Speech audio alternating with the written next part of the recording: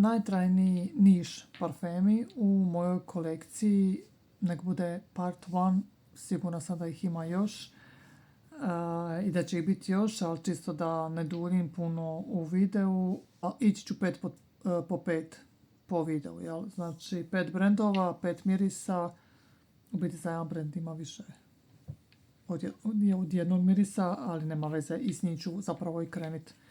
Boho Boko, brand o kojem se zapravo toliko ne priča, što je ogromna šteta. Brand koji definitivno zaslužuje puno više pažnje za sve vas koji volite jake, intenzivne, snažne, opojne, trajne parfemčine. Please isprobajte ovaj brand, znači doslovno. Imaju priko 10 parfema sad već u ponudi i stvarno svako može naći nešto za sebe, ali ono što velika većina parfema ovog brenda ima je upravo tu jačinu, intenzitet i stvarno veliku trajnost. Tu sam izdvojila samo 3, definitivno ih ima još, ali izdvojila sam ova 3 koji su meni zapravo stvarno ogromni favoriti. Fali mi već Cherry Liquor, koji mislim da je super povoljnija, jako dobra, neću reći zamjena, niti dupljen nije, za La Capitale od Serjofa. Uglavnom, tu imam Polish Potatoes, Dark Vinyl Musk i Oriental Saffron. Saffron nije Baccarat Rouge, nije Saffron Crystal, ništa od toga. Ovo je gusto, opojno, mračno, intenzivno, snažno i šafran je zapravo u pozadini. Ovo je brutalna parfemčina i stvarno fantastičan miris za sve vas koji stvarno volite izuzetno jake mirise, trajne, ono pomalo gotovo naporne, zbog svoje jačine, ne zato što je parfem kao takav nije lijep ili slično, ne, nego zbog svoje te stvarno ubitačne jačine. Stvarno ova 3 su brutalna. Dark Vinyl Musk je moj najdraži miris od ovog brenda. Ima mi pomalo vibe 80-ih, ima mi nešto pomalo zaboravljeno, lagano melankonično. I koliko je ovo prekrasno, i uvijek dobijem komplimente za njega kad ga nosim, stvarno je brutalna miris. I čak bi za njega zapravo rekla, za njega i za Polish Potatoes, da vas ime zavara, ne miriše po kumpirima, ali miriše zemljano. Ima sličnosti malo za Coromandelom od Chanela. Coromandel je više mekši, nježniji, onako glađi. Ova ima onako rough edges, više onako brutalniji, snažniji. Neću reći da je nedorečen, jer zapravo je stvarno super miris, jako su dobro note izbalansirane, ali ako volite Labdanum, kojeg također ima u Coromandelu, i ako volite snažne, zemljane, intenzivne parfemčine, Polish Potatoes je fantastičan miris, ali od ova 3 što sam vam pokazala, Dark Vinyl Musk, fantazija, apsolutna fantazija, i generalno ovaj brand je stvarno fantastičan. Drugi brand je Sasva. Iako su svi parfemi od ovog brenda stvarno jako intenzivni, vrlo su bogati začinima, onako ljepljivo slatki, snažni, intenzivni, baš ono prodorni. Izdvajam Forbidden Words najviše, jer sam ga zapravo najviše nosila.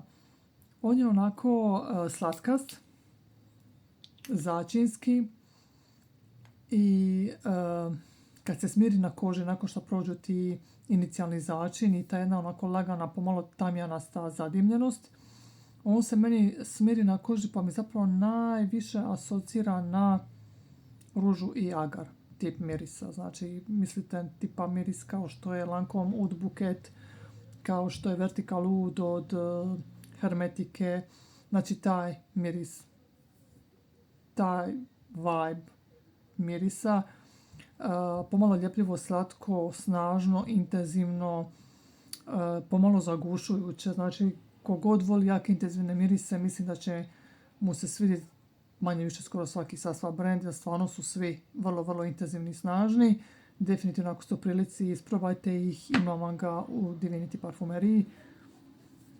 I stvarno mislim da među 10 mirisa koliko ih Katarina ima, možda i više, ne znam, nisam dugo bila.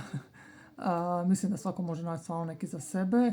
Ako volite mrvicu blaže, a opet da se primijeti da su snažni i jaki, ali ne da imaju jak naglasak, na primjer na te začine, agari, na to ljepljivo slatko i slično, probajte od sve Reverie a la Rose. Kakav prekrasan miris, čiste, sapunaste, nježne ruže sa zapravo velikim intenzitetom, predivan miris.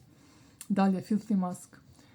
Miris, jedan od, morat ću malo pričati zapravo u jednom zasebnom videu malo o ovom brendu, ali Filthy Musk je parfum koji kad sam ga prvi put pomirisala sam se momentalno zaljubila. Tako mi je bio specifičan, drugačiji, poseban, adiktiv, onako baš te privučete, zato što zapravo je, stvarno je onako dosta animalan, ali mi je taman na granici da mi ne bude onako previše mučno i da mi bude onako kao...